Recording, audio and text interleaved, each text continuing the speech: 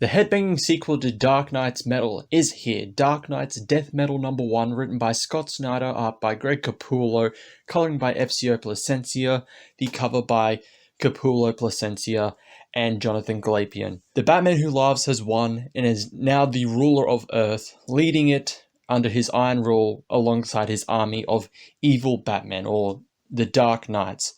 Wonder Woman, who is now the Warden of Hell, her former home of Themyscira, now a prison for various villains, but particularly a lot of Batman-centric villains like Riddler and Joker, but any villain that doesn't seem to work with the Batman Who Laughs or is willing to work with him in any capacity now is imprisoned inside of literal hell now. After three evil Batmen deliver a new prisoner to Hell, someone that Wonder Woman recognizes, she is summoned to a Justice League meeting by the Batman Who Laughs, who his own Justice League, with their own evil Batman handlers, comprises of Harley Quinn with Dr. Arkham, Aquaman with Bat-Hemet, Mr. Miracle with Darkfather, and of course Wonder Woman herself with Batmage.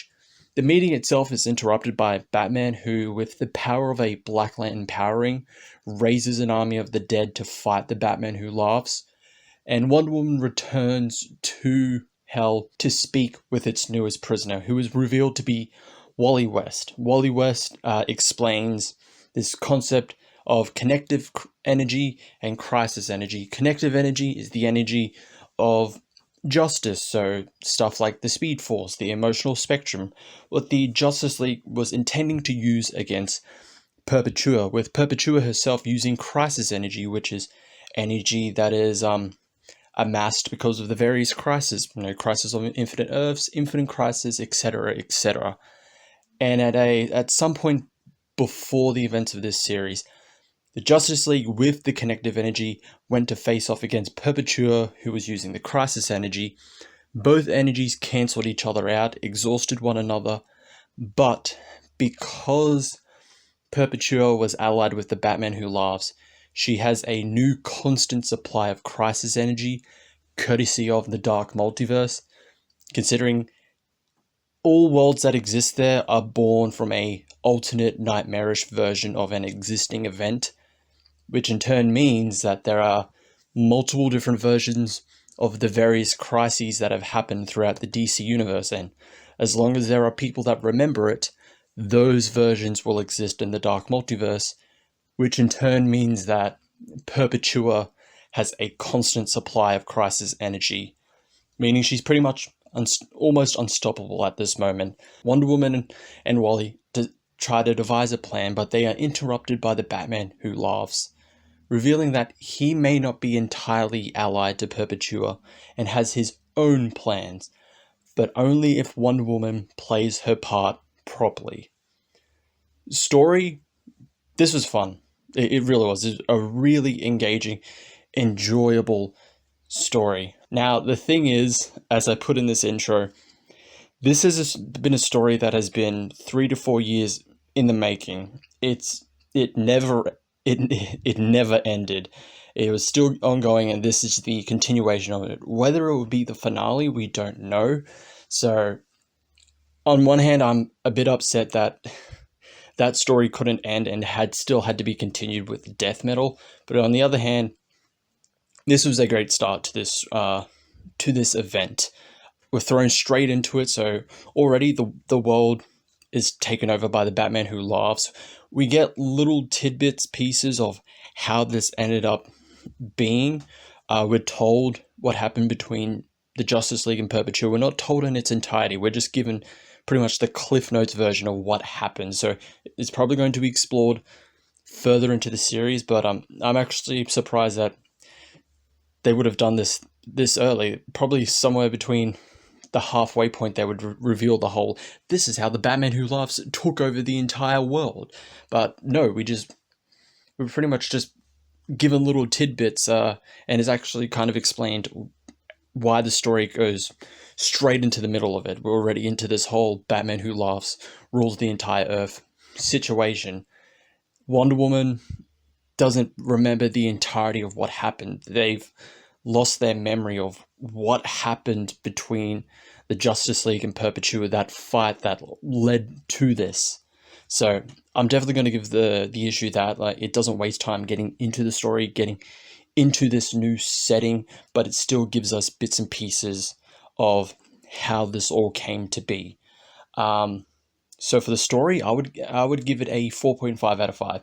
It's a great start, a great introduction to this event. My only complaint would be that if you're a new reader, you are going to be lost, because this relies so much on the previous stories that set it up.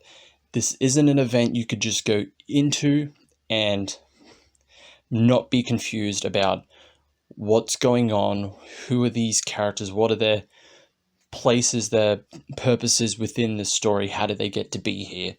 You would have at least had to read, Dark Knight's Metal, obviously, because that was the first one. Death Metal is the sequel to that event.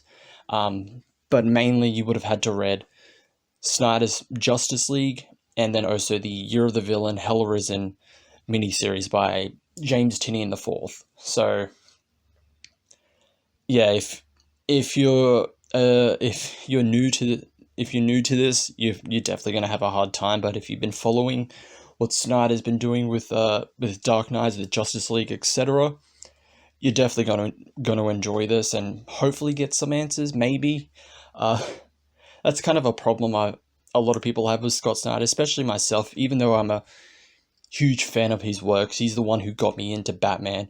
His Justice League, apart from the ending, was probably the most excited I have been for a comic book series. Every time an issue came out, I was so excited to read it. That's how much I loved his series. But he always has a tendency he has to one-up everything, and he can't end it properly, which he did. So whether this is the conclusion or not, we'll have to wait and see. Art and coloring, I would give a 4 out of 5. Capullo and FCO, they've worked together numerous times alongside Snyder and Jonathan Glapion as well. So their art and coloring works out well, especially in this one. There are definitely scenes where the art was actually really at its best, like Wonder Woman creating the chainsaw of the truth, Batman using the Black Lantern Power Ring to raise the dead, etc., all of that. So there's definitely points where the art was much better, but overall I think it was good art. The cover, I'm going to give a 4.5 out of 5, even though it's the same team. I think the added bonus of Jonathan Glapion really pushes it a bit more, an extra 0.5 to it. I think it is a great cover. Wonder Woman top center. She is the main character of this story, which is something that I'll add. I was a bit worried that it wasn't going to be a Wonder Woman story, because we were told it's going to be a Wonder Woman story. It's going to be Wonder Woman centric, but everything about it screamed Batman. It's like Batman, Batman, Batman. Everyone loves Batman. You love Batman, right? Here's 20 different Batman series for you. You need Batman, Wait, we have other characters, but are they Batman? No, they're not. So we don't care. But I'm happy that this doesn't seem to be the case. Batman himself while he is a main character, he's kind of sidelined. He stays to the shadow, as Batman would. He only comes out when he needs to be. He has his own plans, and he's working in the shadows to make sure those plans work for the final battle. And we will be following this story through Wonder Woman. Wonder Woman is definitely, from this first issue, you get the idea that she is the main character of this story, which is good. I just wish the marketing for it was done a bit better to actually really hammer that in. This isn't a Batman event. This is a Wonder Woman event. And I mean, even thinking back on it, Dark Knight's Metal wasn't even really a Batman event, because Batman himself was sidelined throughout 3/4 of that story. No, he's there at the start. He gets taken away, comes back in the last 2 to 3 issues to be a main player again. But the main characters of Dark Knight's Metal were the Justice League and Hawkgirl, and then later on Martian Manhunter as well. So definitely it still follows what Dark Knight's Metal did, and despite the fact it may portray itself to be Batman focused. It's not. It's about all the other characters. This time it's just mainly about Wonder Woman, and then you also have several like older characters coming back. I say older in the sense of they're hardly utilized. They're really obscure to a lot of the DC fan base or whatever. So like the main one being Sergeant Rock. Sergeant Rock is going to play a part in this. He serves as a kind of almost fourth wall breaking narrator to the readers. He's literally talking to you when he appears, and then Batman recruits him at the end. And then you have Lobo. Lobo came back for a while with Justice League of America. He was part of that team, and then after that series ended, he just kind of, see ya, Lobo. And then I think he appeared in the current Teen Titans run, where considering that his daughter was part of the team.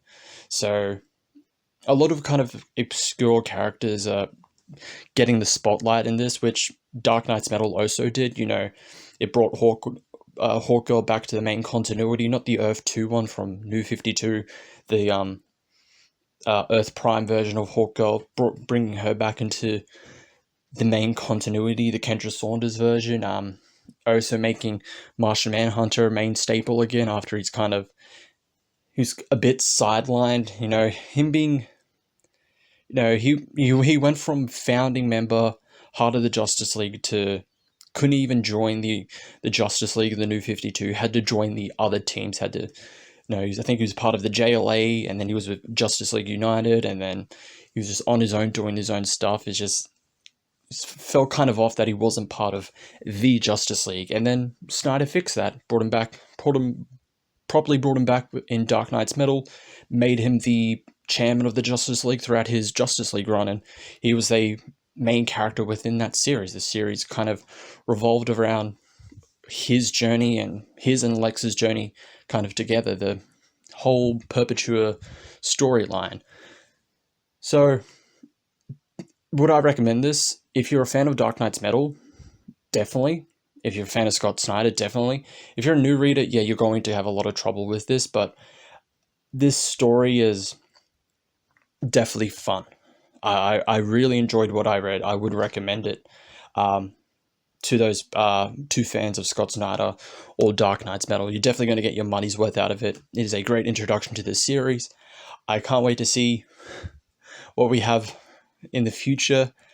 I'm hoping this is an actual conclusion to the whole, not only to the Perpetua storyline, but to the Batman Who Laughs. They are two characters, two storylines that need to end. I think they've served their purpose long ago, and Scott Snyder really does need to properly finish this story that he has been setting up for almost 4 years now. So, but like I said, Snyder has a tendency to always constantly one-up himself, so there's more of a chance this doesn't end and it's just going to lead into another series written by him, but who knows? We'll have to wait and see. So that's it for the video. Like, subscribe, hit the notification bell. Check out my 2 previous videos. I did a review of Venom number 25, and then I did a video showing why I'm the king of games, the best duelist in Yu-Gi-Oh! In all of existence. I've been Ozchris, and I will see you all in the next one.